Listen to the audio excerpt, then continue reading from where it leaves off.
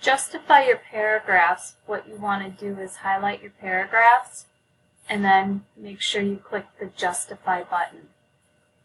And then they'll be nice and neat on both edges. The left and the right have nice edges.